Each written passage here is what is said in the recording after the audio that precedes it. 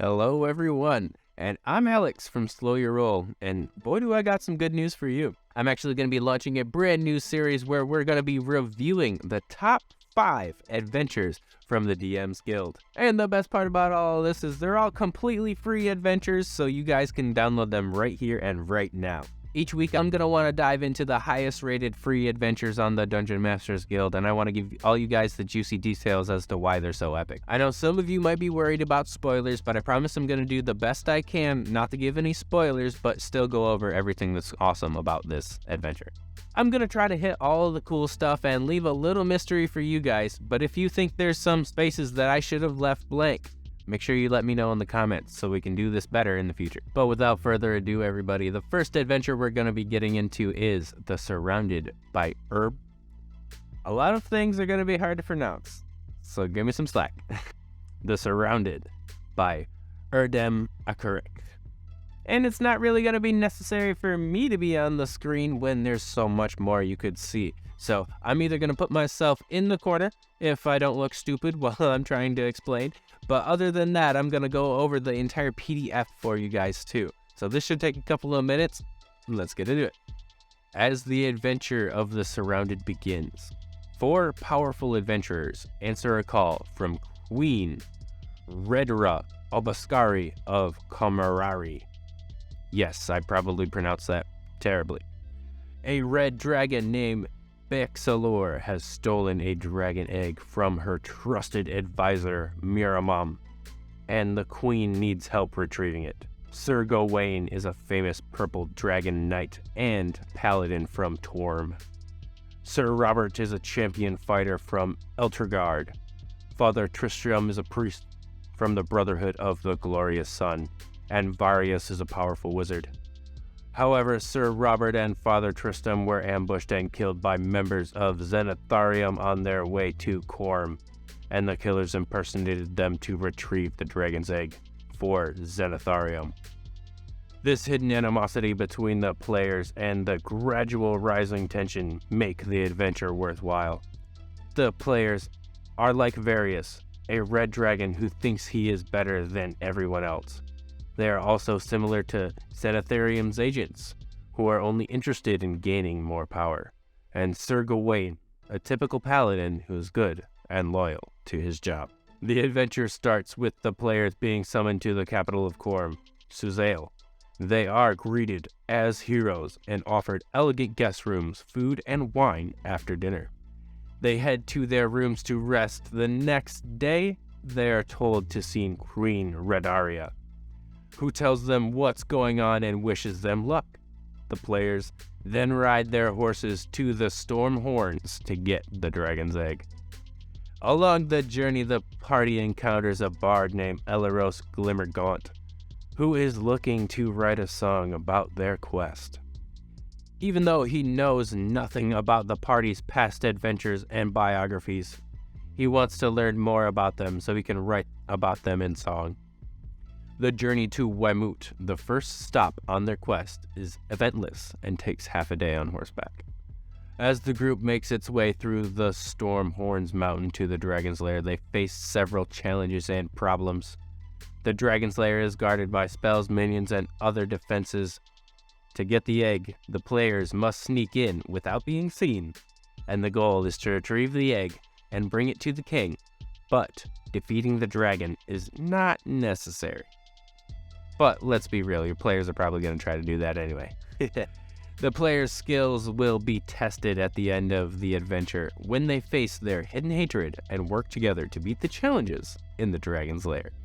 Interesting characters and difficult obstacles, The Surrounded promises an exciting and memorable adventure. So what do you guys think about that one? If you've played it, leave a comment down below, and we're going to move right on into adventure number 2. We're going to be talking about The Untouchables of Sharn by Marco Beccari. 80s kids, rejoice because you should love this adventure. The adventure, The Untouchables of Sharn, is set in the city of Sharn and takes its inspiration from the classic 80s movie, The Untouchables. The players are part of a unit of the Sharn Watch called The Untouchables, tasked with investigating organized crime and the Borom clan. the leading criminal organization in the city. The goal is to frame the head of the clan, Sedan Boram, by capturing his nephew, Tafan Jorasko, and persuading him to testify against his uncle. Act 1 focuses on character development and building bonds between the characters and a non-player character, Lawao O Kamarev. The players meet in a tavern where Lawao sends a message inviting them to her house in Lower Memphis. They must navigate their way to Lower Memphis while facing the challenges along the way. And in Act 2, the characters are to go to Sharn and get on a flying boat. There they meet Dorset, who tries to get them to give up their investigation. If they refuse, they are attacked by guards and wizards' apprentices. Once the fight's over, they continue their journey to Loao's house in Lower Memphis, where they find Loao's body lying prone. Act 3 is a showdown where the characters have 15 minutes in real time to reach the terminus station in Lower Tavak's Landing, the departure point for the lightning trains. At the stroke of midnight, Tavaran Jorasko and several Boram thugs, including Karanai, enter the station. The characters must interact with the station staff to block one or more of the entrances to the station to prevent Tafaram from boarding the train. The adventure is for 3 to 6 4th level characters, and it's full of action, role-playing, and strategy. Depending on what the players do and decide during the adventure, there are many different ways it could end. Whether the characters capture Teferand and end the Boram clan's criminal enterprise is totally up to the players. Overall, the Untouchables of Sharn is an adventure that have players on the edge of their seats as they navigate through the city of Sharn and work together to achieve their goal. So if you guys like that one, or you're a fan of The Untouchables, the movie, go ahead and leave that down below in the comments too, and we're going to be moving into our adventure number 3, and that's going to be The Temple of the Night Woods by Scott Tolkskerdolf. Chapter 1, The Merchants. When the characters meet a group of merchants, they are on a dusty road near the Crypto Garden Forest. A gang of kobolds has attacked the merchants, and one of them, a half-elf named Saranai Riversong, has been kidnapped. The merchants offer a reward of 10 gold pieces for each character who is brave enough to enter the forest and rescue their friend. Chapter 2, Through the Crypt Garden Forest. The Crypt Garden Forest is a dangerous place filled with various obstacles and dangers, including giant spiders, poisonous plants, and traps. As the characters make their way through the forest, they will encounter one of these dangers and need to work together to overcome them. In Chapter 3, The Temple, in the end, the characters find an old temple and have to work together to stay alive in it. Inside, they will come across a black dragon wormling named Midras, who has become fascinated by the secrets of the temple. Before the black dragon discovers the temple's dark secret, the characters will have to use all their skills and smarts to save Saranai. A little bit of background: the Crypt Garden Forest was once used as a hideout by the elven cult called the Cult of the Night Wind. After the cult was banished, the temple was abandoned for many centuries. The forest is located south of the Sword Mountains in the Forgotten Realms campaign setting, but can be easily picked and placed in any setting that you guys are a part of. The Temple of the Night Wind is fun and exciting, and it's best suited for 2nd level characters and lasts about 2 to 3 hours. This adventure is filled with challenges and dangers that will test the character's skills and teamwork. So grab your dice, grab your friends, and get ready for the Temple of the Night Wind.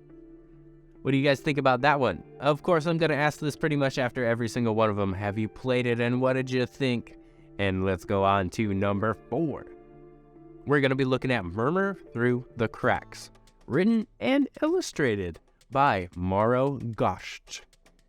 Moro Gosht. Okay, I'm really trying with your name, dude.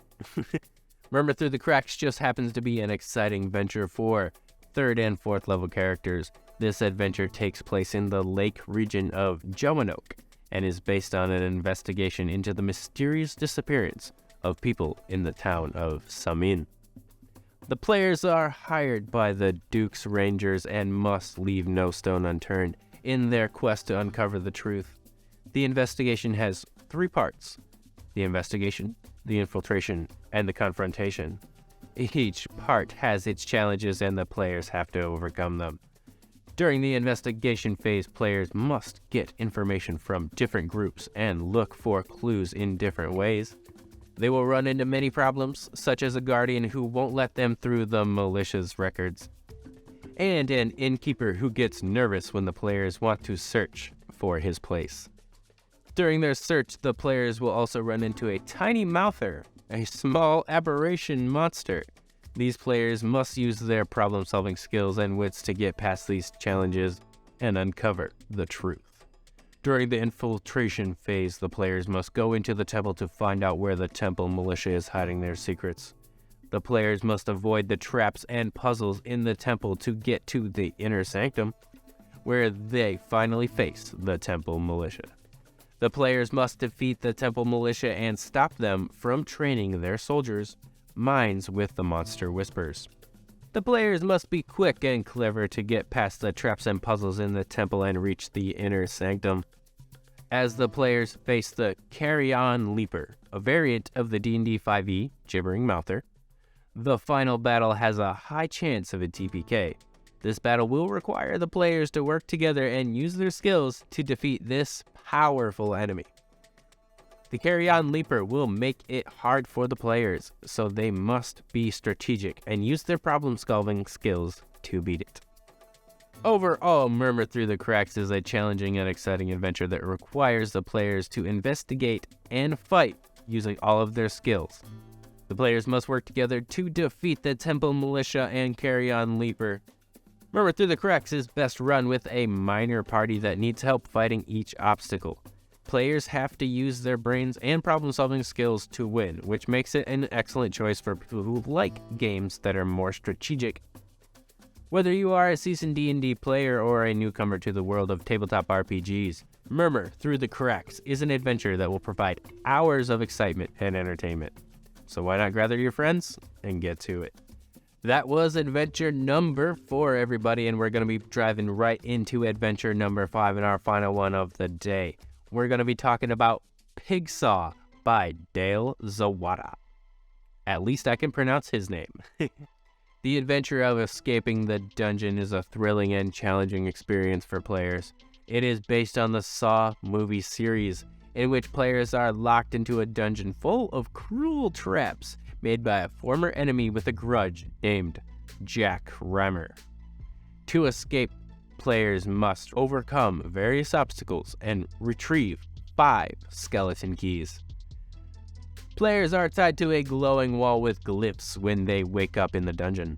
A gravelly voice introduces them to a game where they must escape their chains and retrieve their weapons from wooden chests that are mimics.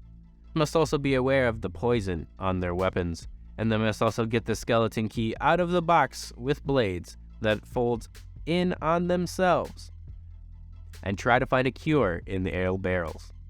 The players find a tavern where they have to make a charisma saving throw to keep from getting too drunk on the ale so they can get the antidote.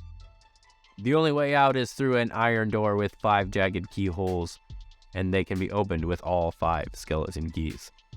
The dungeon also features a pit of blades with a skeleton key at the bottom and hobgoblin remains in cages. When you interact with the cages, goblins, or skeleton keys, you hear a monologue by Mr. Romer, the game's final boss. When the last key is finally put into the iron door, Mr. Romer's spirit appears in the summoning circle along with 4 undead orc minions.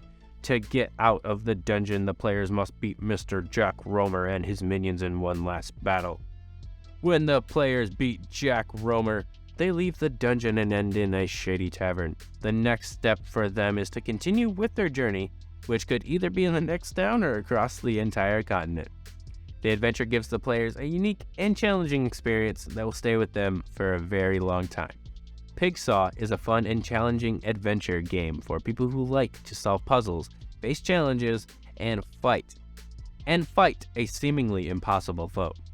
The adventure's twists and turns, along with the various skills the players can showcase, make it a must-play for anyone who loves a good challenge and you know you should play this whenever you have a Halloween-themed adventure.